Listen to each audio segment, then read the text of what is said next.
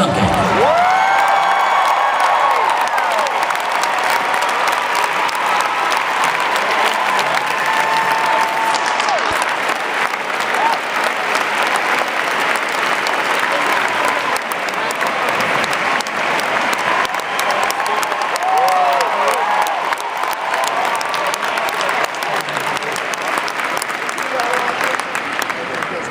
Good afternoon, it's good to be with you.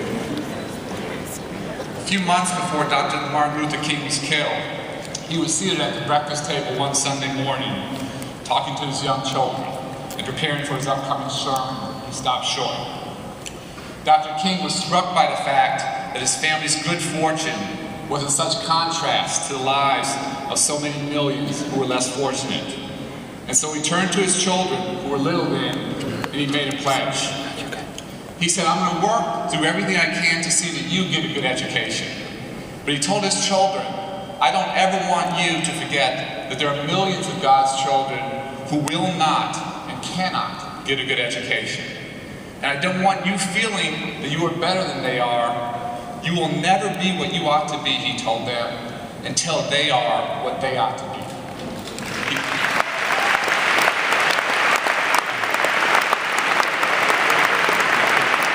Never be what you ought to be until they are what they ought to be. And I think that line, that belief, that value system embodies what Teach for America is all about. Everyone here today is here because we are fortunate at some point along the line to have that great teacher, to get a great education.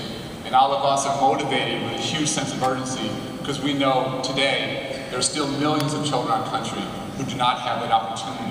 That we cannot be what we want to be until they have those same chances. What Wendy Kopp did 20 years ago, what you have done together, is nothing short of extraordinary. Wendy's genius was as simple as it was revolutionary. She believed great teacher talent can transform the life chances of disadvantaged children. She believed we could recruit great talent to do this extraordinarily demanding, yet unimaginably rewarding work. And she believed that our teachers, our principals, and our educators should reflect the great diversity of our nation's young people. No one's worked hard to Teach for America to bring great talent in from the minority community, and so many of our schools of education have been passive, have protected the status quo there. Teach for America's good faith, great work to bring in great diversity into our schools. I can't tell you how much I appreciate that personally.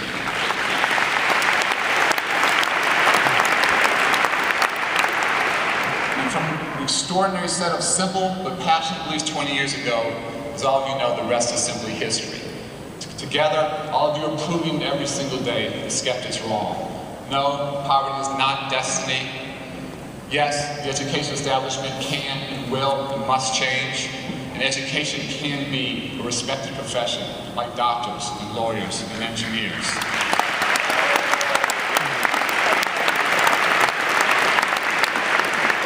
I would ask everyone here who's teaching in the classroom today to please stand, and let's give them all a round of applause. All the current teachers.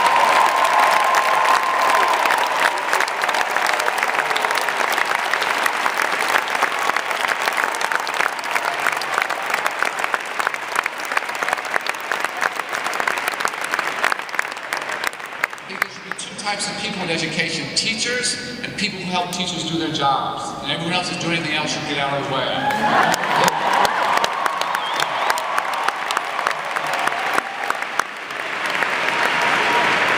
Everyone in the classroom today, I know how hard that work is. I know you have students that are challenging, you have communities that are challenging, you may not have the resources you need, you may not get the support you need every single day from the principal, but you are doing the most important work in our country today, and I thank you for the remarkable progress that you're creating for your children. As I visit hundreds and hundreds of schools each year, as I visit classrooms, urban, rural, suburban, it's amazing to me how often I seem to end up usually in the best teachers' classrooms in school. I'm not quite sure how that happens. Time after time as a Teach for America teacher, and I thank you for the remarkable job you're doing. Please give yourself another round of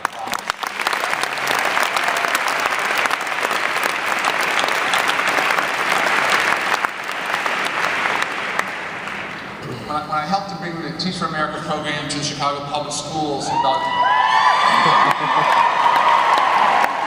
home team there. I thought the best thing about Teach for America was its teachers. And as we started closing failing schools and opening new schools, bringing in great principals to lead these innovative schools in some of Chicago's toughest communities, 20, 25, 30 year. The first year or two, as we looked at that talent, the type of people coming in, the principals, looked at their characteristics, looked at what defined who they were, I was stunned to understand that about a third, a hugely disproportionate number of those great young principals were Teach for America alumni. So it took me a little while to figure it out. But the value to the country, the difference that Teach for America is making is extraordinary as your current crop of teachers are. That talent in the educational space is just as important, I would argue, more important. And today, whether you're teachers, whether you're principals, whether you're school board members, whether you're elected officials, whether you're running nonprofits, whether you're driving reform, whether you're running charter school organizations, you guys are changing the face of public education in this nation. I thank you so much for that hard work.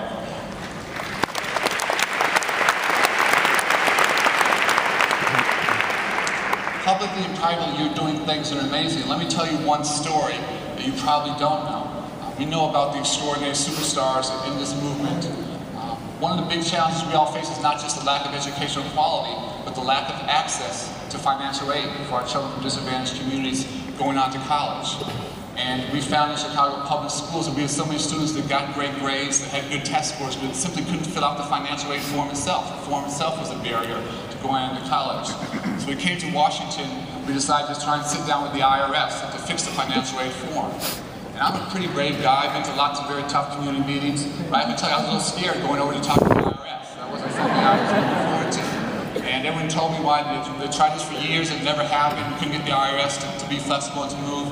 We sat down with their leadership and worked this thing through, and the leader of the IRS, Doug Schulman, became an extraordinary partner. In a short amount of time, we dramatically simplified the financial aid form. And in just 1 year, this past year, we saw 750,000 more young people around this country get access to financial aid.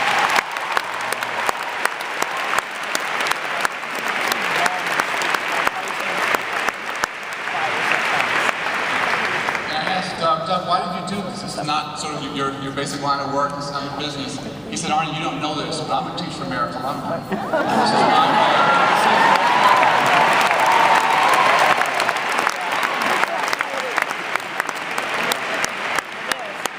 This was my way of giving back. And so whether you're on the front lines every single day in the classroom, whether you're leading a school district, whether you're an extraordinary elected official, or whether you're the head of the IRS, you guys are changing. Thank you so much.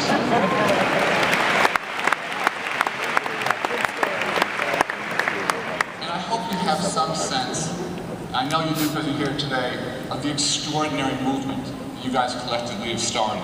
We have more young people today doing national service than ever before, and that has to continue. We have to continue to support AmeriCorps and see more young people have those opportunities.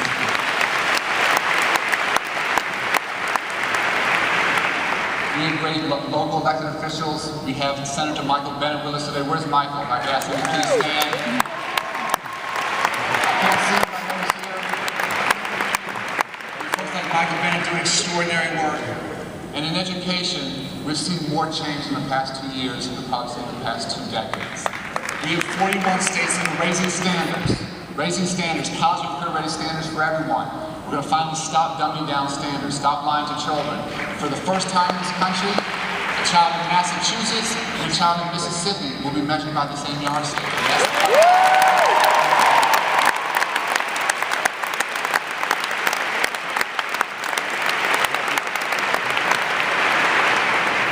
We have 36 states that have eliminated barriers to innovations in charter schools that were starting to challenge the status quo in ways that were unimaginable. For the first time, we have elected officials stepping up and saying we need to innovate, we need to create new schools, we need to bring in new talent, and we're going to see that movement continue to grow. For the first time in this country, we have no states that have laws on their books that prohibit the linking of student achievement to teacher evaluation. All those laws are gone.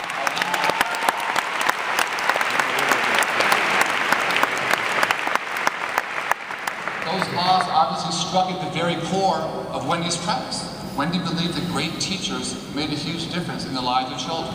Somehow we as state legislators had thought we had to divorce teachers from students. It made no sense whatsoever. All those laws are gone, or eliminated. We have a president, as you saw, who's absolutely committed, who's passionate on this issue.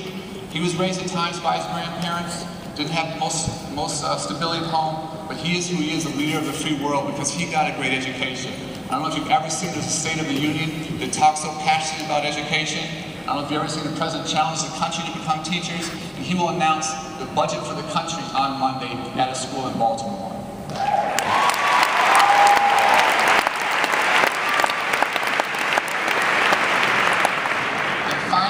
First time, our country's gotten serious about turning around chronically underperforming schools. For far too long, we've allowed schools that were dropout factories where 50, 60, 70% of the young people were leaving our schools for the streets each year, where we as educators, we as a school system, we were perpetuating poverty and social failure.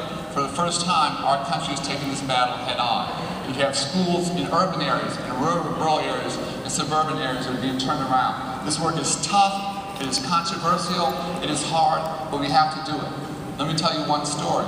We had a school in the heart of the South Side in Englewood High School, a strong African-American community, but that school had a 60% dropout rate, and about 4% of those children were reaching grade 11s.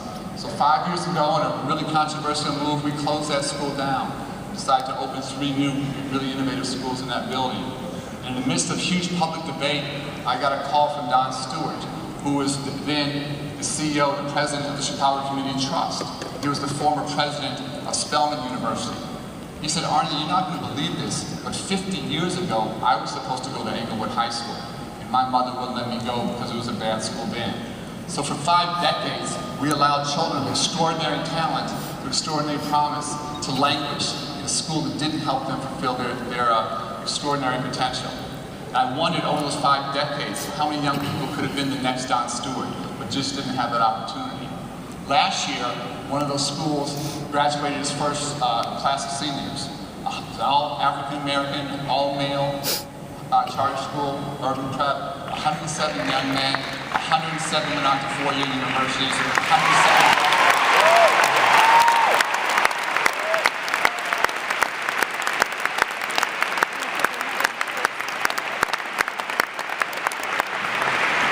children, same community, same poverty, same violence. Far too many of those children growing up in single-parent families actually went to school in the same building with different adults, different expectations, different sense of what's possible. Guess what? That made all the difference in the world.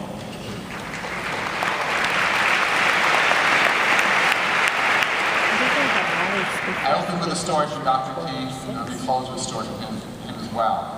In 1966, he came to the heart of Chicago's west side, to the North London community, to point out the slum conditions. Oh, when we get there. And subsequent to that, over the next 30 years, billions of dollars went into that community.